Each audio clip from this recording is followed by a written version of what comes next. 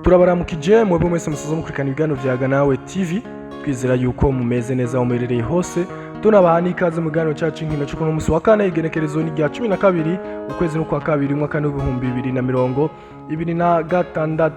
Makuru yacu y'inkino turaza kuba tuyahera mu rukino rudasanzwe muri kimwe cya kabiri gishiri cya nyuma mu nkino z'igikombe cy'umwami w'umugwi wa Atletico Madrid za kuba wambikanye n'umugwi wa FC Barcelone. Turaza kuba rero twinjira indani muri urwo rukino turabe ibiriko birahavugirwa. Turaza kuva muri urwo rukino tuze kuba turaba amakuru ariko aravugwa muri Real Madrid, turaza guca muri Manchester City, Liverpool, Arsenal. Abamenyereza barageramiwe kuva muri kuno kwezi kwa mbere baguma birukanwa, turaza kuba ducamwo urabamenyereza turamaze kuba birukanwa muri Coppa Italia hariya mu Butaliyano ndetse no muri Coupe d'Allemagne mu Budagi. Turaza kuba turaba aho inkino zigiye zitandukanye zariko ziraba. Rero musangwe ikaze muri kino kiganiro cacu.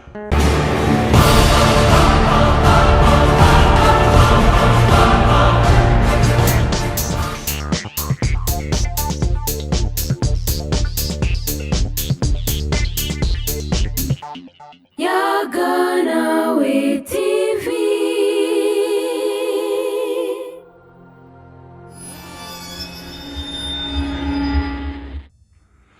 Uno munsi gihe cy'isaha 4 z'ijoro Iliad Metropolitano ku kibuga cy'umugwi wa Atletico Madrid, ibintu ntibiza kuba byoroshye aho umugwi wa Atletico Madrid za kuba wakiriye umugwi wa FC Barcelone igihe cy'isaha 4 z'ijoro.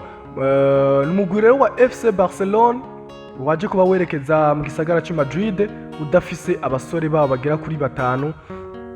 Ni Rafinha, Luis Diaz, Berori ataza kuba agaragara mu rukino rw'uno munsi, ndetse na Pedri Gonzalez nawe nyene ntaza kuboneka, Marcus Rashford, Gavi ndetse n'uwitwa Andreas Christensen nawe nyene aramaze igihe bari mu mvune, nabo nyene ntibaza kubaboneka. Rero ni Barcelone igiye kubikina na Atletico Madrid agira bano basore bagera kuri 5. Ku ruhande rwa Atletico Madrid nabo baza kukina batagira uwitwa Pablo Barrios ndetse n'uwitwa Cardoso. Rero kurinda twaraba iyo biza kuba biherera hagati y'umugwi wa FC Barcelone ndetse na Atletico Madrid igihe cy'isaha 4 z'ijoro mu gikombe cy'umwami.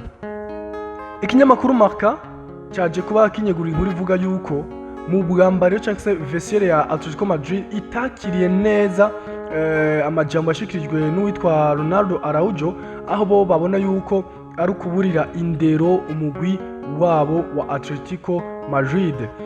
Ni Ronaldo Araujo yaje kuba avuga amajambo kubijanye n'umukinyi wa Atletico Madrid ariwe Julian Alvarez, aho uwitwa Araujo yaje kuba avuga ko Alvarez kuriwe ari umwe mu bataka beza cyane isi tunze, ati kandi ategerezwa kuba mu mugwi ukomeye nka Barcelona.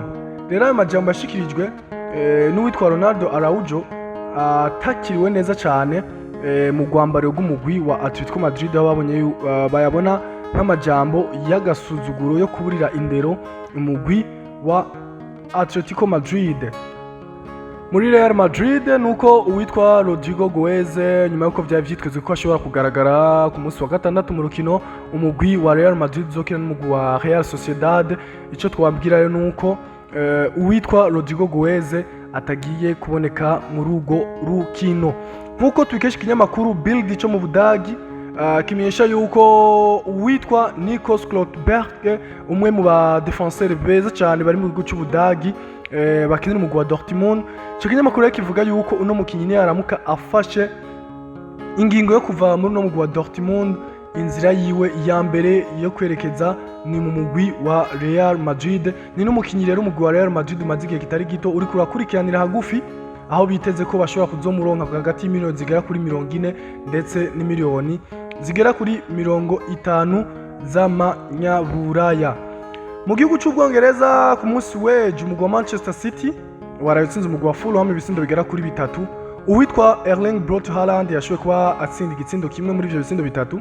Nyuma yo gutsinda rero ico gitsindo ni Erling Haaland akwije inkino zigera ku majana 397 amaze kuba akina, rero akaba amaze kwinjiza ibitsindo bigera ku majana 343 ndetse atanga imipira ivamo ibitsindo igera kuri 70 63 ni Erling Braut Haaland ubona ko abandanya kwitwara neza muri uno mugwi wa Manchester City ndetse n'inyuma yo guca mu yindi migwi igiye itandukanye nka za Dortmund ndetse na Red Bull Strasbourg.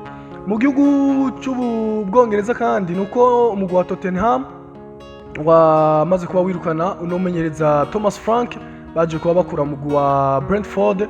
Rero ni Tottenham nyuma yo kumwirukana ngo tubikesha umunyamakuru akomeye cyane mu gihugu cy'Ubwongereza azi ku izina rya Ben Jacobs atumenyesha yuko witwa Mauricio Pochettino yamaze kuba yugurura ibiganiro byo gusubira cyangwa se byo kugaruka kumenyereza umugwi wa Tottenham Hotspur. Rero n'ukunda kandi umugwi wa Tottenham Hotspur nawo ugiye kuba ugarukana Mauricio Pochettino. Uwitwa De Zerbi nawe mu mugwi wa Olympique de Marseille nawe yaje kuba yirukanwa nuno mugwi Olympique de Marseille nyuma yo kwiruka yo gutsindwa n'umugwi wa Paris Saint-Germain ibitendo bigera kuri 5-0. Ni De Zerbi rero ubona ko yaje kuba yirukanwa muri no mugwi wa Olympique Marseille. Liverpool iriko irarabira hagufi uwitwa Gilles Olivier Koundé uno mukinyi w'inyuma ku nimero zigera kuri 2 mu mugwi wa FC Barcelona. Nkuko tubikesha ikinyamakuru Daily Mail cyo mu Bwongereza kivuga yuko umugwi wa Liverpool witeguye gutanga ubusabe bw'imiliyoni zigera kuri 80 z'amanyaburaya kugira ngo ashobore gusimbana Gilles Olivier Koundé bamukura mu mugwi wa FC Barcelona. Indi nkuru twababwira nuko witwa Thomas Tuchel yamaze kuba yongereza amasezerano yo kumenyereza umugwi serukira gihugu w'Ubwongereza yongereje amasezerano gushika mu 2028. Thomas Tuchel agiye kubandanyana nuno mugwi serukira gihugu w'Ubwongereza. Undi mumenyereza yamaze kuba yirukanwa ejo mwijoro n'uwitwa Sindash n'umwongereza yaje kuba yirukanwa kubijanye no kumenyereza no mugwi wa Nottingham Forest.